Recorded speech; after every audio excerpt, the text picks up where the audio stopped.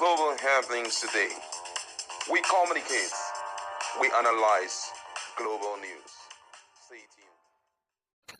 The dismal performance of Bola Tinubu's government in this 1 year has been an issue of concern, and APC themselves have decided to fight among themselves. And I'm talking about most of them are now battling with the so-called ministers who are messing up Bola Tinubu government. You're going to hear the exact minister that was called out by one of the APC chieftain, and you'll see the upgrading also in a jiffy. Also in a related development, Okupe has opened up on the level of Godfatherism in Nigeria, pointing accusing finger at Bola Tinubu as the main culprit, considering an experience he had with him and what Bola Tinubu told him. We're going to hear all of this in a jiffy, but before we continue, if you're not subscribed to Global Happenings Today, do well to hit on the red subscribe button and also on the bell icon so you can get notification anytime we publish our videos. Now, according to the news, a chieftain of the All Progressive Congress APC, Garus Galolo, has expressed his disappointment over the poor performance of some cabinet ministers. Speaking during a press briefing yesterday, he urged President Bola Tinubu to immediately reshuffle his cabinet to save the ruling party from further embarrassment. He described a series of sectorial briefing put together by federal government to showcase the achievement of the 1 year in office of Tinubu as fallacy.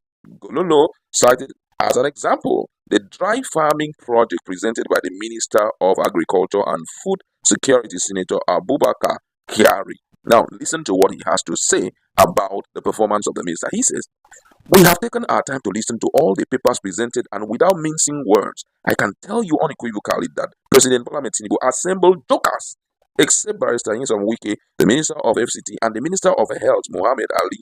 Those their CVs are read through the achievement they had carried out within a few months. For me, Wike and Ali Pate do not need to go to the tea party at the radio house. These two have shown their medals." The former BOT member of APC pointed out that the Minister of Agriculture has continued to lie to Nigerians about dry farming ongoing around Nigeria, specifically in the southern part of the country, while appearing on the national television. And this was what he had to say, and I quote, "Say, can someone please ask him to be candid about it and to mention specifically at what point these projects are ongoing so that some of us can go and see.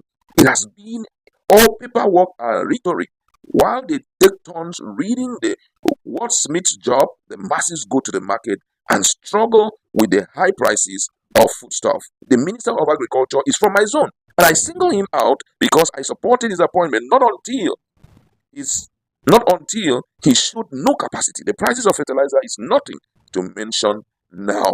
That was what the APC guy had to say. So we don't even have to mince what Bola Tinubu's government is not performing at all, I must confess, based on what we have just seen now. But then let's look at what Okupe, who is a former LP member, had to tell Nigerians about the person of Bola Tinubu. And I'm going to quote exactly what he said. I don't want to go through the full details, but this was the exact word of Okupe. Okupe said, "Let me tell you something I have not shared before. It is not even surprising on the 21st of March 2022. I was at that time running for president myself under PDP, if you remember. I said if Bola Tinubu wins the primary, he will do well, and perhaps he would be the second best person to me. That is what I said because I know the gentleman. I have not seen Bola Tinubu in 7 years. Maybe I spoke to him on the telephone, and that is all. One day in Bolivian, on a Saturday morning, I drove by his house, and by strange coincidence, there was nobody in the house. It was just him. I spoke for 3 hours, and that was the day I changed my mind about Tinubu. He told me, and he showed me the master plan for Lagos. He said, if we put a goat as governor from now till the next 25 years, nothing but progress will happen to Lagos. The president is known as a political godfather in Lagos State, whose endorsement automatically determine who takes charge of the state." This is a strong one there. So which means that this godfatherism thing that Wike was trying to bring to Rivers State by governing the state via Fubara is not strange, though we already know that Bola Tinubu has so much influence. But then to the extent of saying that even if they bring a goods there, that is something to really, really talk about. But first of all, let's look at the performance. My colleague is in the house here. Let's look at the performance of the minister. I think right now What is happening in Nigeria has decided not to exempt APC members. That's why they are dragging these guys. Their performance is quite dismal. I don't expect Bola Tinubu to come and be running around all day this thing, all the ministry. Those he appointed should be the one to do the good job. Does it mean that none of them had any plan for the country? They were just being given an opportunity to eat from the national cake of Nigeria?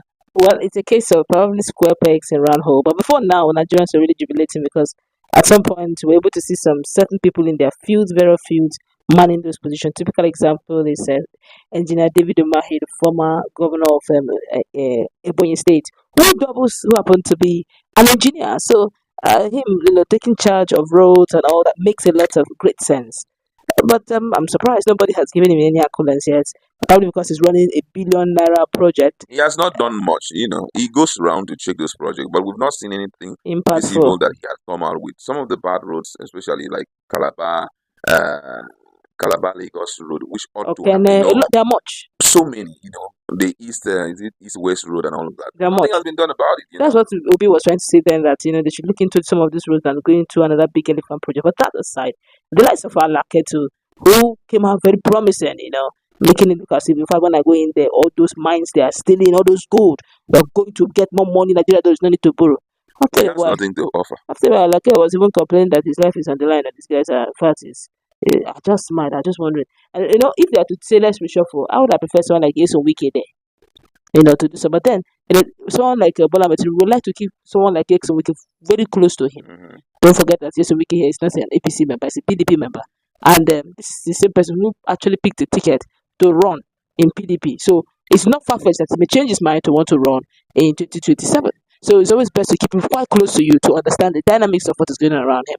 But looking at what this man said, let's call a spade a spade. He picked the case study of the Minister of Agriculture. Has there been inflation in food? Yes. Like no other time, of course, it's the highest ever. So it's not by giving us paperwork, statistics, according to MBS. No. Tell us what is in the street, what is the average Nigerian seeing there. Exactly. That's when you will know if you are performing or you're not. You can't be telling us according to statistics. Where did you get the statistics from? From the moon? You pick statistics from the street. How did they give it to you?